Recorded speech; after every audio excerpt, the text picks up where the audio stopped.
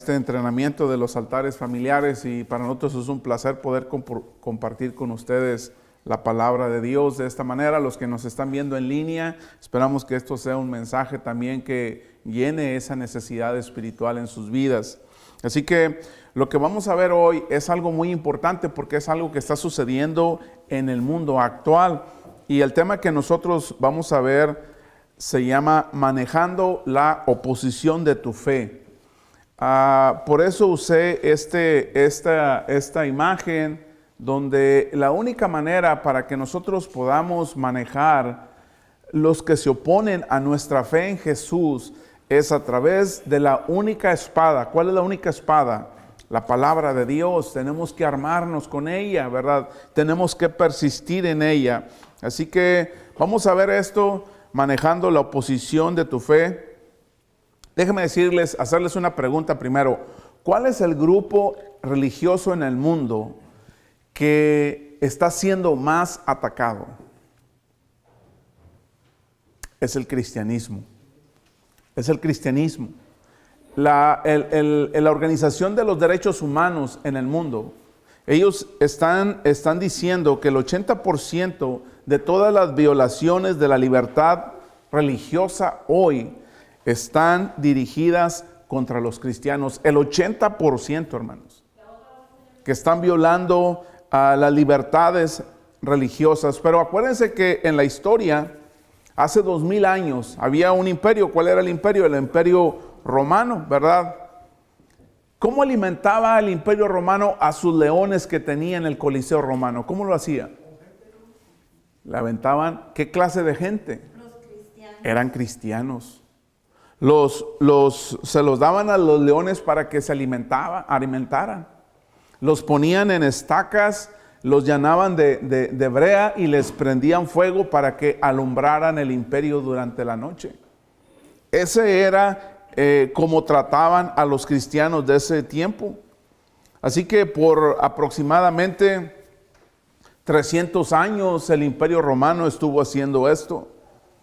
Los primeros 100 años de la iglesia cristiana en el mundo, sabemos que sus seguidores fueron perseguidos, torturados y asesinados, ¿verdad? Entonces, el cristianismo siempre ha sufrido esa parte en la historia.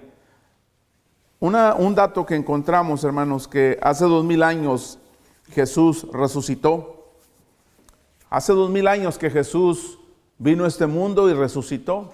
De 2000 años a la fecha de todo este tiempo, se calcula que han asesinado alrededor de 70 millones de cristianos en el mundo. 70 millones de personas que confiesan a Jesús como su único y salvador. Pero lo que ustedes no saben es que los últimos 100 años han asesinado la mitad de esos 70 millones. En los últimos 100 años han asesinado a 35 millones de cristianos. Esto es un dato, hermanos, que nos está diciendo que realmente el cristianismo es el grupo religioso que más ataque ha tenido a través de toda la historia. Por ejemplo, en Irak, ¿verdad? En Irak, antes de que empezara la guerra del Golfo Pérsico, había 1.300.000 cristianos. Después de la guerra solamente se calcula que hay alrededor de 100.000 cristianos. ¿Dónde quedaron los demás? Los desaparecieron, huyeron, se fueron. En Corea del Norte, ¿verdad? Saben que Corea del Norte es comunista. Por todos lados tiene mar, y la única parte que conecta con Corea del Sur es tierra. Pues hay una cerca donde la gente no puede salir de Corea del Norte y emigrar a otra parte del mundo. No los dejan salir, es una prisión. Bueno, dentro de Corea del Norte se calcula que hay 70,000 cristianos en las prisiones de Corea del Norte por profesar a Jesús como su Salvador. Y el último dato que encontramos en el mundo: cada 10 minutos en el mundo asesinan a 2 cristianos. Cada 10 minutos, acuérdese. ¿Cuántos minutos tiene la hora? ¿Cuántos cristianos están asesinando cada hora en el mundo? 6 cristianos. Así que, hermanos, cada 10 minutos asesinan a 2 cristianos en el mundo, entonces serían 12. Cada hora están asesinando 12 cristianos en el mundo. Pensemos en estas cosas, hermanos, que realmente nos ayuden a reflexionar. Y toda esta información viene de un libro que se llama La Guerra Mundial contra los Cristianos. Todos estos datos los podemos encontrar nosotros en ese libro y pues nos pueden servir para tener una idea qué está pasando con el cristianismo en el mundo. Así que hay un pasaje en el libro de 2 Timoteo capítulo 3 versículo 12, dice: todo aquel que pertenezca a Jesucristo y quiera vivir dedicado a Dios, ¿será qué? Perseguido. Vas a ser perseguido. Todo aquel que pertenece a Jesús y quieras vivir dedicado a Dios, vas a ser perseguido. Así que en un mundo hostil contra el cristianismo, ¿qué debemos recordar? ¿Cómo nosotros qué tenemos que recordar cuando sientes presión? Cuando sientes presión por tus compañeros, cuando en tu trabajo, en tu familia, te están presionando para que tu fe cristiana no sea dirigida, fortalecida. ¿Qué vas a hacer cuando te sientes presionado? Bueno, vamos a ver 3 cosas. Número 1, así que todos sacan sus folletos y vamos a ver estas cosas. Número 1, ¿qué es lo que yo tengo que hacer, hermanos? La oposición puede hacerme más como Cristo. La oposición puede hacerme más como Cristo. Y hay un pasaje de Juan capítulo 15, versículo 18 al 20. Juan capítulo 15, versículo 18 al 20. ¿Cómo la oposición puede hacerme realmente más como Cristo? Bueno, me hace más como Jesús porque Jesús experimentó la oposición. Obviamente, Él experimentó en grandes cantidades. La hermana María Tristán tiene un pasaje de la Biblia que está en Juan, capítulo 15, versículo 18 al 20. Adelante, hermana María. Si el mundo os odia, ¿sabéis que me ha odiado a mí antes que a vosotros? Si fuerais del mundo, el mundo amaría lo suyo, pero como no sois del mundo, sino que yo os escogí de entre el mundo, por eso el mundo os odia. Acordaos de la palabra que yo os dije: un siervo no es mayor que su señor. Si me persiguieron a mí, también os perseguirán a vosotros. Si guardaron mi palabra, también guardarán la vuestra. Si vas a querer ser como Jesús, ¿qué te va a suceder? Si vas a querer pensar como Jesús, actuar como Jesús, sentir como Jesús, ¿qué te va a suceder? Te van a despreciar, van a hablar en contra de ti, te vas a sentir a veces solitario porque pues no tengo amigos, todo el mundo anda en su ambiente. Te vas a sentir también desanimado, desanimada, cansado también. Vas a ser tentada, vas a ser tentado. Así que todas estas cosas Jesús las atravesó. Acuérdense que hay que apuntar lo que tenemos en la línea, esto en su folleto. Acuérdense que en el número 1 hay unas líneas en blanco, las cuales ustedes tienen que empezar a llenar. También los que nos están viendo en línea, para que apunten esto en su folleto. Así que si tú quieres ser como Jesús, pensar, actuar y sentir como Jesús, vas a experimentar el rechazo. Vas a experimentar oposición a tu fe en Jesús. El mundo, ¿verdad?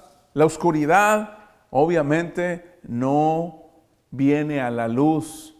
Así que hay un pasaje en Juan 3:19 que dice: la luz de Dios llegó al mundo, pero la gente amó más la oscuridad que la luz, porque sus acciones eran malas. ¿Qué sucede si te ponen en un cuarto oscuro? Si te ponen en un cuarto oscuro, ¿verdad? Por 10 horas. Haz de cuenta, lo encierran usted en un cuarto por 10 horas. Y durante esas 10 horas llega por ahí la hermana Rosa Saldaña y ¡pum!, prende la luz. ¿Qué va a pasar con sus ojos? Va a haber una reacción que no le va a agradar a sus ojos. ¿Por qué? Porque te acostumbraste a la oscuridad y a la oscuridad no le agrada a la luz. Pero acuérdense, ustedes luz. Vivimos en un mundo que cada día las tinieblas se están haciendo más poderosas. Y cuando esto sucede en nuestra sociedad, es la oportunidad de que tú puedes brillar más. Tu brillo es más poderoso. Entre más fuertes sean las tinieblas, tu luz es más poderosa. Así que vamos a ser tentados, vamos a ser maltratados, vamos a ser difamados injustamente.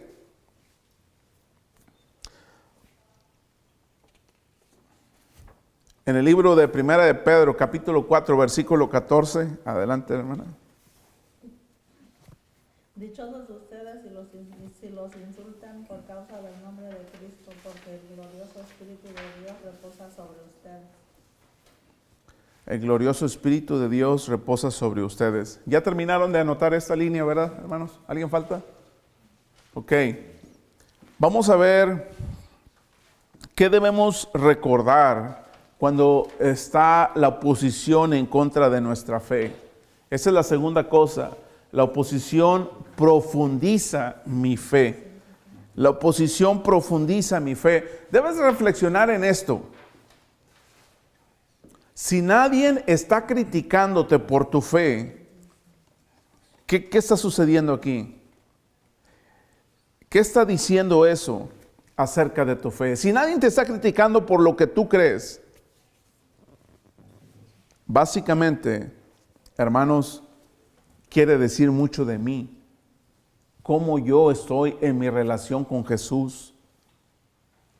Eso es básicamente lo que queremos ver. Así que, si no sé si tú lo has notado, pero si tú eres una persona optimista, positiva, déjame decirte que a la gente negativa le vas a desagradar. Si tú eres una persona que a pesar de todos los problemas que has atravesado, y aquí en el grupo, y quizás los que nos están viendo en línea, han atravesado por situaciones difíciles. Pero ¿qué está sucediendo en sus vidas? Ustedes siguen adelante, confiando en Jesús, en una esperanza en Él. ¿Y qué sucede con las personas negativas, con las personas amargadas? ¿No les agradas? ¿Les caes mal?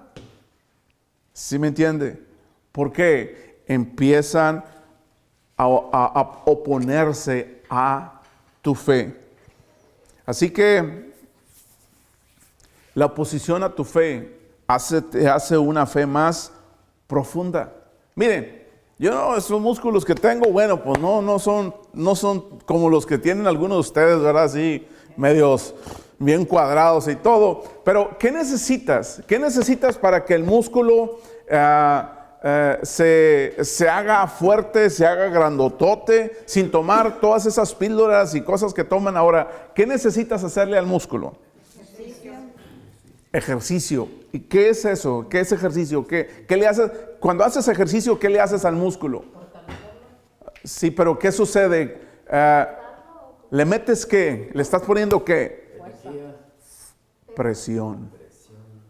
Para que el músculo se haga así como el mío, ¿verdad? Bien ponchudo, ¿verdad? Bueno.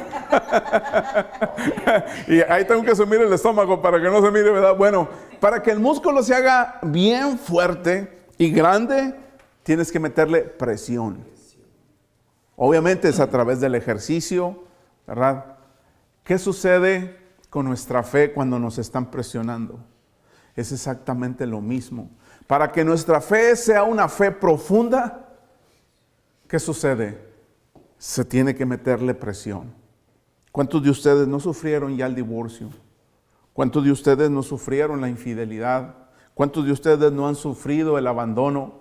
Quizás tus padres te dejaron cuando eras niño. ¿Cuántos de ustedes no han atravesado por momentos difíciles con sus hijos? Tú confías en Dios. ¿Qué está pasando con ese músculo? Le están metiendo presión a tu fe. ¿Y qué sucede con esa fe? ¿Qué sucede? Después de todo lo que has atravesado, aquí estás. Estás buscando esa relación con Dios, con Jesús. Ahora, después de que atraviesas todas esas cosas, ¿cómo te sientes? Una persona que realmente tienes un compromiso con Jesús. Eso es lo que sucede, hermanos, cuando nuestra fe es presionada. En 1 de Pedro, capítulo 1, versículo 7. Adelante, hermano Gregorio. 1 de Pedro 1, 7. ¿Quién lo tiene? ¿La hermana María? Para que sometida a prueba vuestra fe, mucho más preciosa que el oro, el cual, aunque perecedero, se prueba con fuego, sea hallada en alabanza, gloria y honra cuando sea manifestado Jesucristo. Un día, hermanos, nuestra recompensa va a llegar. Un día vamos a tener nuestra recompensa. Vamos a soportar el calor del fuego. Vamos hermanos, vamos a permitir la oposición, porque la oposición en nuestra fe nos hace más profundos en la fe. Me hace más como Jesús. Ahora vamos a ver la tercera cosa. ¿Qué debemos hacer cuando están presionando mi fe? Bueno, la tercera cosa que yo debo de hacer en mi vida es: la oposición me dará recompensas eternas. La oposición me va a dar recompensas eternas, hermanos. Para siempre. Para siempre la oposición a mi fe me va a dar una recompensa. No va a ser en este mundo, definitivamente. No va a ser que el mundo se vaya a reorganizar, ni se va a renovar, absolutamente nada de eso. La Escritura dice que es un cielo nuevo y una tierra nueva. No está hablando de regenerar, todo es nuevo. Un lugar a un lado de nuestro Señor Jesucristo. Jesucristo dijo: me voy a ir, dice, pero voy a preparar morada para ustedes. Así que donde yo estoy, ahí quiero que también ustedes estén. En la casa de mi Padre, que dice, hay muchas ¿qué? Hay muchas moradas. Hermanos, que la enfermedad, que los problemas, las crisis de este mundo, las tormentas de la vida, no detengan tu fe en Jesús. Que vamos a tener a lo mejor un sistema en contra del cristianismo. Hermanos, tu esperanza no está en este mundo. Tu esperanza está en un mundo mejor, en el cual usted pertenece a ese mundo. Aquí solamente estamos viniendo de paso en esta vida. Así que la tercera cosa, hermanos, es: la oposición me dará recompensas que eternas. Por ahí el hermano Gregorio tiene un pasaje de Mateo capítulo 5, versículo 10 al 12. La oposición me dará recompensas eternas. Sí, hermano, adelante. Dichosos los perseguidos por causa de la justicia, porque el reino de los cielos les pertenece. Dichosos serán ustedes cuando por mi causa la gente los insulta y los persiga y levante contra ustedes toda clase de calumnias.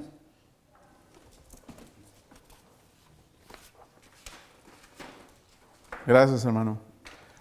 Así que lo que nos está diciendo este pasaje es que Jesús, es que Dios va a bendecir a aquellos que sufren por hacer lo correcto. Bien, hermanos. Dios nos va a bendecir por aquellos que son maltratados, que son perseguidos y son asesinados por hacer lo correcto. Jesús nos va a bendecir.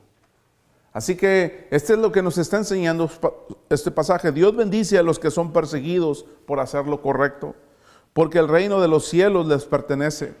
Dios los bendice a ustedes cuando la gente les hace burla y los persigue y miente acerca de ustedes.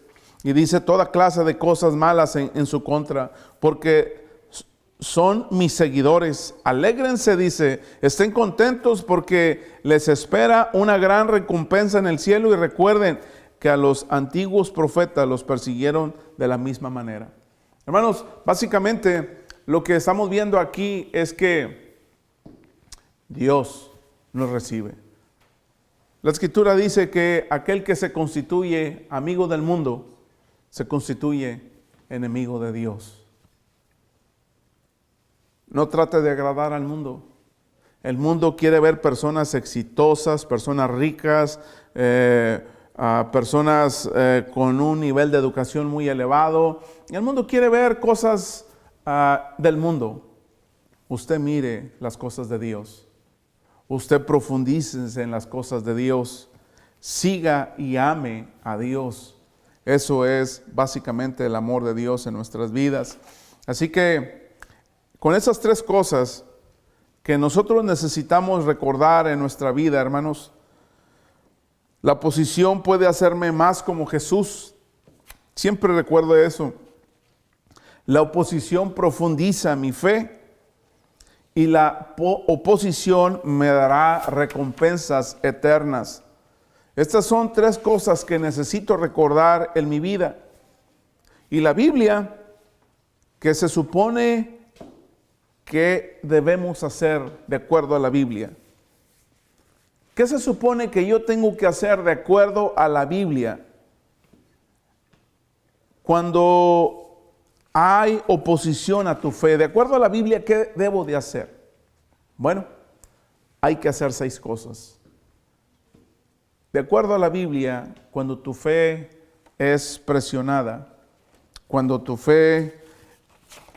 tienes oposición a tu fe, la Biblia enseña que debo de hacer 6 cosas, nada más, 6 cosas. Por eso ustedes pudieron haber visto que al principio pusimos una Biblia, unas manos, una persona, una relación a través de la Biblia, viendo la Biblia, practicando la Biblia, una relación personal con Dios.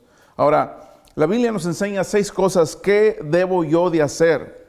Puedes escribirlas, acuérdate, ¿qué debo de hacer? Bueno, número 1, no estar sorprendidos. Ya estamos aquí. Número 1, no te sorprendas. No te sorprendas lo que está sucediendo en el mundo y cómo el mundo está reaccionando contra el cristianismo.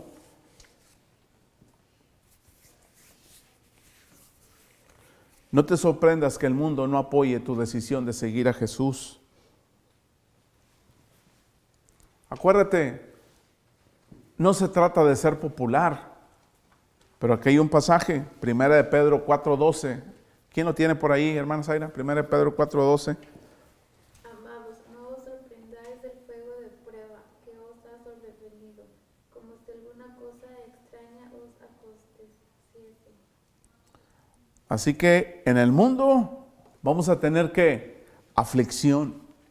Y esto es real. Imagínate a los cristianos que ahora los están encañonando.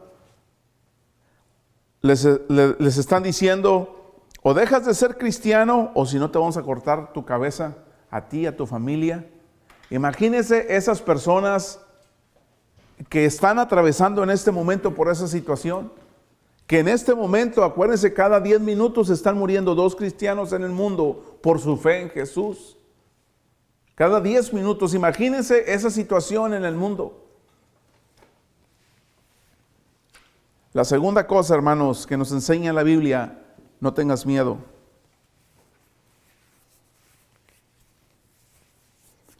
La pregunta aquí es, ¿cómo te deshaces del miedo? ¿Cómo te deshaces del miedo? Nada más hay una manera. Necesitas ser llenado del amor de ¿quién? ¿De tus hijos? ¿De tu pareja? Del amor de Dios. Si tú tienes el amor de Dios, el perfecto amor de Dios en tu vida, dice que el amor echa fuera ¿qué? El temor. Pero si tú no tienes el amor de Dios, no, fíjate que no puedo hacer esto porque si saben que soy cristiano, me corren del trabajo, pierdo mis amistades. ¿Sí me entiende? Entonces realmente no tienes el amor de Dios. Tú no quieres manifestar que eres un cristiano porque van a meterle, va a haber oposición a lo que tú crees. Entonces realmente el amor de Dios no está en tu vida. Eres una persona insegura, eres una persona llena de miedo. ¿Qué dice 1 Pedro 3, 14 al 15? Y acuérdense que hay que escribir lo que está en las líneas en blanco. Adelante, hermano Cande. Dice,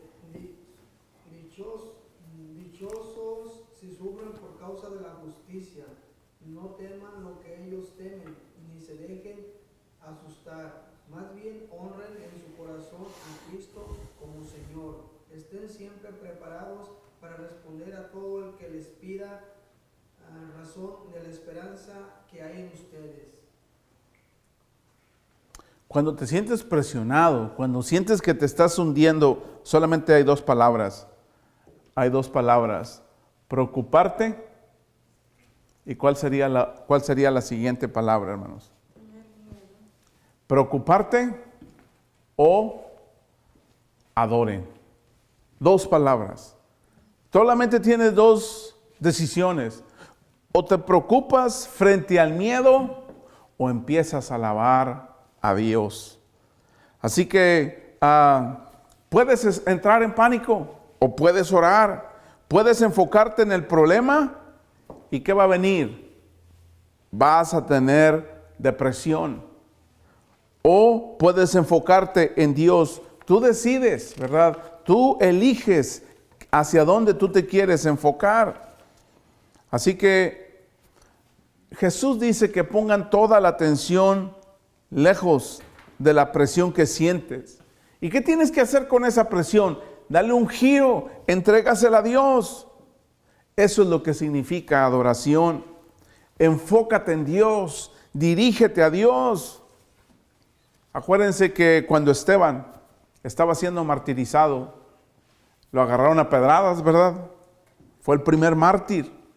¿Hacia dónde él dirigió sus ojos? Al cielo. Al cielo. Cuando te están llenando de piedras tu vida, te quieren matar, espiritual, moralmente, emocionalmente, dirige tu mirada ¿a quién? Dirígela a Dios. Él adoró, Esteban, en lugar de preocuparse. Cuando Jesucristo estaba en la cruz, ¿a quién le entregó Jesús su vida en la cruz? Entreguen su vida a Jesucristo. Hay personas que siguen cargando la cruz en su vida por su pasado. Entreguen todo esto a Jesús. La tercera cosa, hermanos, que la Biblia nos enseña es no avergonzarnos. Hermana María puede leer 1 de Pedro 4:16. Hermana Lupe, 1 de Pedro 5:9. No avergonzarnos. No te avergüences. No debes avergonzarte por defender la verdad. Nunca te avergüences por hacer lo correcto. En la Escritura, en 1 de Pedro capítulo 4, versículo 16, ¿qué dice la Escritura? Hermano Lupe, 1 de Pedro 5:9.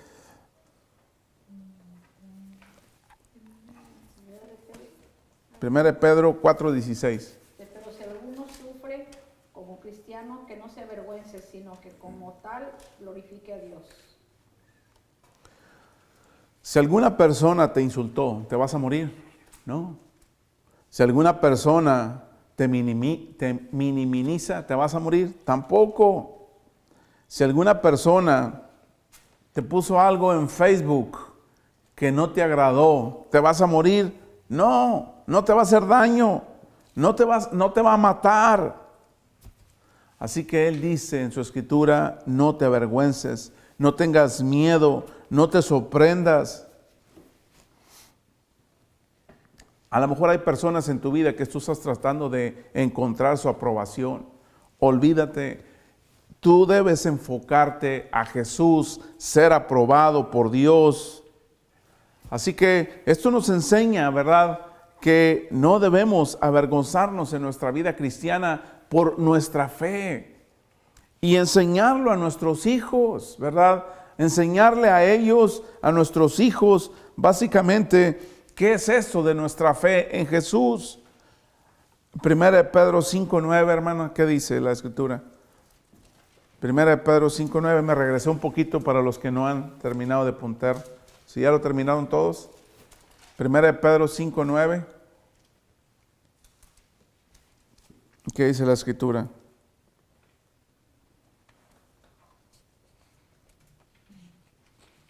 Resístanlo manteniéndose firmes en la fe, sabiendo que sus hermanos en todo el mundo están soportando la misma clase de sufrimientos. Cuando usted entra al capítulo 11 de Hebreos, es el salón de la fama de Dios. Usted encuentra, hermanos, que fueron sus hombres de fe en Dios, fueron golpeados, fueron torturados, fueron encarcelados, fueron minimizados, fueron ridiculizados, fueron ofendidos, fueron difamados, se burlaron de ellos las veces que quisieron, hicieron cuantas cosas con ellos, pero Primera de Pedro 3:17, recuerden que es mejor sufrir por hacer el bien, si eso es lo que Dios quiere, que sufrir por hacer el mal. Aquí está el punto, hermanos. No importa lo que hagas en la vida, alguien va a hablar de ti. A alguien no le vas a agradar. No podemos hacer las cosas para agradar al mundo. Todo el mundo está de acuerdo con esto. No puedes hacer a todo el mundo que sea como tú. El mundo no va a ser como tú. El mundo no va a ser como tú. Jesús vino y les dijo a este mundo, les dijo su falsedad, les dijo su pecado, su oscuridad en la que vivían. Jesús los hizo como Él, los sanó, los alimentó, hizo tantas cosas. Jesús los hizo como Él. Es una elección, tú eliges. Esta es la tercera cosa que nos enseña la Biblia. Reconoce la fuente. No son las personas las que te hacen daño. No es su trabajo. No es otra nación. ¿De dónde es esa fuente que me hace daño? Acuérdense cuando estudiamos la fuente de la tentación. Es la carne, el mundo y Satanás. Son la fuente de la tentación, son tres cosas. La carne, el mundo y Satanás. Dice Apocalipsis 12:10, a Satanás lo llaman el acusador de los cristianos. Efesios 6:12, ¿quién lo quiere leer en su escritura? Efesios 6:12. ¿Qué dice la escritura? En Efesios 6:12. Porque no tenemos lucha contra sangre y carne, sino contra principados, contra potestades, contra los gobernadores de las tinieblas de este siglo, contra huestes espirituales de maldad en las regiones celestes. Así que lo que nos está diciendo este pasaje de la escritura, básicamente, lo que nos está enseñando este pasaje de la escritura, es que Satanás, ¿verdad? Satanás no va a ir a atacar a Jesús, porque Jesús es perfecto. Vino y lo tentó aquí en la tierra, pero eso fue todo. Ya no va a ir a la presencia de Jesús. Ahora, ¿a dónde va a ir Jesús? ¿A dónde va a ir Satanás? ¿A atacar a quién? A nosotros. A los que queremos seguir a Jesús. Por ejemplo, en un divorcio, ¿quiénes son los que más afectados en un divorcio? Los hijos. Alguien que te quiere hacer daño, ¿a quién le va a hacer daño? A tus hijos, a lo que más quieres. ¿Se me entiende? Entonces, Satanás no va a ir a atacar a Jesús. Satanás va a venir a atacarte a ti. Él sabe que atacándote a ti, básicamente, hermanos, va a afectar, va a venir al corazón de Jesús. Así que 2 de Timoteo, capítulo 2, versículo 23 al 26. ¿Alguien lo tiene por ahí? 2 de Timoteo 2, versículo 23 al 26. Pero desecha las cuestiones necias e insensatas, sabiendo que en engendrar contiendas, porque el siervo del Señor no debe ser contencioso, sino amable para con todos, apto para enseñar, que con mansedumbre corrija a los que se oponen, pues, y quizás Dios les conceda que se arrepientan para conocer la verdad y escapen del lazo del diablo en que están cautivos a voluntad de él. ¿Cómo trató Jesús a aquellos que se opusieron a él? Jesús estaba en la cruz. ¿Y cómo trató Jesús a todas esas personas que lo crucificaron, que lo torturaron, que lo negaron? ¿Cómo los trató? Jesús, estando en la cruz, dijo: Señor, perdónalos, porque no saben qué, lo que hacen. ¿Cuál era la fuente? Satanás. Hermanos, las personas que te están haciendo daño, perdónalas. Perdónalas a las personas que te hacen daño. ¿De quién es el juicio? ¿Se fijan? Aquí Jesús no se puso a decir: te ordeno, Señor, te mando, Señor, que saques a ese espíritu malo de esta gente. No. Hay algunos pastores que lo hacen y brincan: te ordeno que salgas de este cuerpo. Jesús no hizo nada de eso.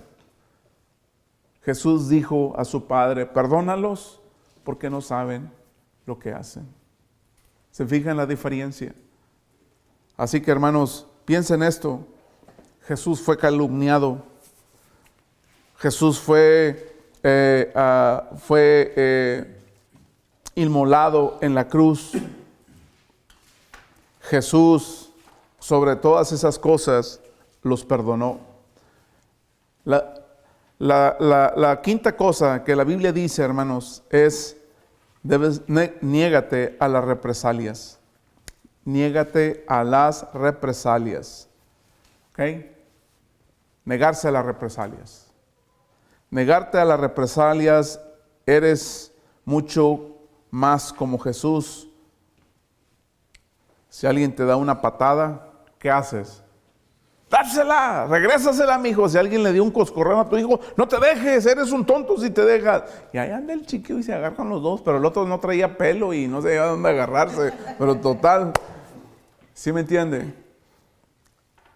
No hagan represalias. En Romanos 12, del 17 al 19, ¿qué dice la Escritura en Romanos 12, 17 al 19? Dice: no paguen a nadie mal por mal, procuren hacer lo bueno delante de todos. Si es posible y en cuanto dependa de ustedes, vivan en paz con todos. No tomen venganza, hermanos míos, sino dejen el castigo en las manos de Dios, porque está escrito: mía es la venganza, yo pagaré, dice el Señor. Ok. Así que entréguenle a sus enemigos, entréguenselos a Dios. Si tu suegra es tu enemiga, entrégasela a Dios. Si los dos en su matrimonio se ven como enemigos, entréguenle todo ese coraje, todo ese odio, entréguenselo a Dios. Porque los que sufren son los hijos. Los que sufren también son ustedes. Nunca te vengues. Déjale el juicio a Dios. Déjame darte un ejemplo. Sí, hermana. Entregarlo a Dios es orar por ellos. Orar por ellos y perdonarlos. Mire. ¿Constante o nada más? Puedes entregárselos a Dios. Si esto es constante, pues debe ser constante. Miren, le voy a decir esto. ¿Cómo reaccionas a algo que le suceden a las mujeres o a los hombres? ¿Cómo reaccionas? Si alguien te da una patada, enojada o enojado, te dio una patada, ¿qué vas a hacer tú? Te regresas y, ¿sí me entiendes? Si alguien te dice una palabrota, hija o hijo, ¿y cómo se la regresas? Pues, ¿sí me entiende? ¿Qué es el efecto que está sucediendo ahí en su vida? Lo que sucede aquí exactamente cuando tú reaccionas al mismo nivel de la otra persona, es que tú le estás cediendo a esa persona la autoridad. Tú le estás cediendo a esa persona el poder. Esa persona te controla. Esa persona te manipula. Pero ¿qué hizo Jesucristo? ¿Qué dijo Jesús? Si te pegan en una mejilla, ¿qué dijo? Ponle la otra. ¿Por qué? No, dijo uno, no, yo no les pongo mango, yo mejor corro. Bueno, pues córrele si quieres. No vas a dejar ahí que te paisotee, no, córrele si quieres. Pero ¿qué es la intención de Jesús? Que no pagues mal por mal. No pagues mal por mal. Eso es lo que Jesús nos está enseñando. El reino de Jesús es completamente diferente al reino humano, ¿verdad? El reino humano, te divorciaste, pues, ¿qué sucede con muchas parejas que se divorciaron? Ya ni se quieren ver ni en pintura y tienen unos hijos ahí de por medio. No, hombre, ministro, es que usted no sabe lo que él me hizo o lo que ella me hizo, ¿me entiende? ¿Fuera posible que se vieran bien parejas ustedes que están divorciadas o divorciados? ¿Fuera posible que se vieran mejor, se perdonaran, aunque ya no regresen? ¿Quién es el único que hace estas cosas, hermanos? ¿Quién es el único que puede hacer ese cambio en nuestra vida? Solamente hay una manera, hermanos. No son los psicoterapeutas, no es la psicología moderna, solamente es el amor perfecto de Dios. Así que, hermanos, 1 Pedro 4:19 dice, los que sufren según la voluntad de Dios, entréguense a su fiel Creador y sigan practicando el bien. 1 Pedro 4:19. Hermanos, la Biblia dice que el sufrimiento es voluntad de Dios para tu vida. ¿Por qué? Porque te haces más como ¿quién? Como Jesús. Te trae recompensas en el cielo. ¿Qué hace esto en tu vida? Edifica tu carácter. Él te acerca a Él. Nos enseña a adorar. Hay muchos beneficios que hay en el sufrimiento. Quizás ahora estás pasando por algún sufrimiento. Puede ser la voluntad de Dios. Puede que no sea. Pero existen 3 tipos de sufrimientos en el mundo. Yo creo que nunca lo hemos dicho esto antes. El sufrimiento común, el sufrimiento carnal y el sufrimiento cristiano. El sufrimiento común es como si pasa un tornado por aquí por Des Moines, pues va a afectar a luteranos, católicos, evangélicos, testigos, mormones, ¿sí me entiende? Ese es el sufrimiento común. Pero el sufrimiento carnal, ¿cuál sería? Pues si tienes una relación con un hombre y una mujer o con varios o no sé, ¿qué te puede suceder? ¿Qué enfermedad puedes tener? SIDA. Entonces, ese es el sufrimiento carnal. Y el sufrimiento del cristiano, hermanos, ¿cuál sería? Que sufres por la fe en ¿quién? Por la fe en Jesús. Y esto nos lleva, hermanos, a la última cosa que la Biblia nos enseña. Responde con una bendición. El mal que te avienten, respóndelo con el bien. No sigas con represalias. La Biblia dice que si vas a ser un seguidor de Jesús, realmente debes de hacer el bien. Romanos 12:21, ¿quién lo tiene a la mano, hermanos? Romanos 12:21. Romanos 12:21. Dice, no te dejes vencer por el mal, al contrario, vence el mal con el bien. Hermanos, déjame decirles una cosa. Cualquier tonto, voy a usar esa expresión, puede decir algo malo. Cualquier tonto puede decir algo malo. Es más, si a un loro, un loro, ¿sí saben, no? Lo que son los loros, un perico, tú lo educas a decir maldiciones, ¿qué va a hacer el perico? Se lo va a aprender. No tienes que tener cerebro para hacer eso. ¿Sí me entiende? Pero si tú respondes con amor, eso es ser como Jesús. Aquí está lo asombroso, hermanos. Si usted empieza a hacer estas 6 cosas en el trabajo con alguien, ¿qué puedes hacer en tu trabajo? ¿Qué podría hacer hermanos, en su trabajo? ¿Qué pueden hacer? ¿Qué sucede si en su trabajo ustedes llevan su Biblia y la ponen o la leen a la hora de lunch? ¿Qué va a suceder?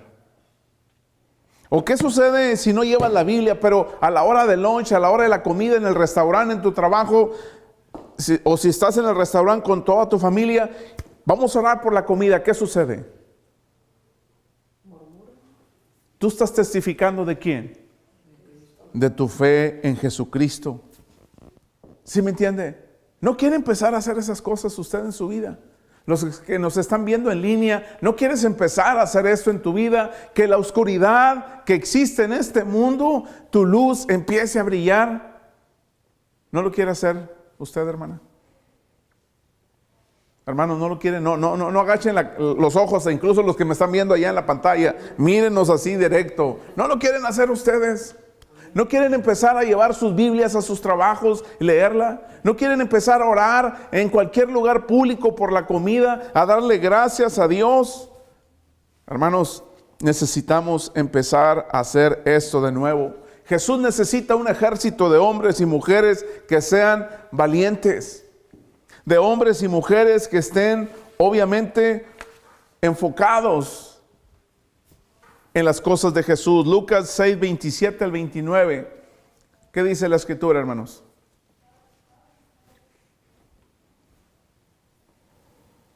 Pero vosotros los que oís os digo, amad a vuestros enemigos, haced bien a los que os aborrecen, bendecid a los que os maldicen, y orad por los que os calumnian.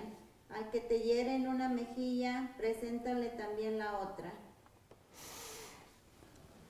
¿Quiénes de ustedes no se han bautizado? Más David. Bueno, para los que nos están viendo en línea y que no se han bautizado, que no me refiero al bautismo de cuando eras niño, no, al bautismo ya cuando eres mayor. Jesús fue bautizado a la edad de 30 años. ¿No quisieras bautizarte? Y que el mundo vea, que tú testifiques al mundo. ¿Dónde está tu fe? ¿Cuál es tu fe?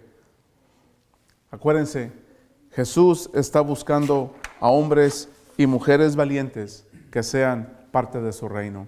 Esperamos, hermanos, que Dios les bendiga y que esta palabra que acabamos de enseñar, esta palabra es la que nos está diciendo a nosotros qué es lo que debemos de hacer. Esto es el equipo de INJIM, ¿verdad? Esto es lo que acabamos de ver, es el Instituto Bíblico Daniel Sánchez y la Iglesia de Cristo Puente de Vida, son los patrocinadores de este plan. Así que fue una bendición estar con ustedes. Nos vemos la próxima semana. Los que nos ven en línea, síganos viendo, háganos populares. La página es www.injim.tv.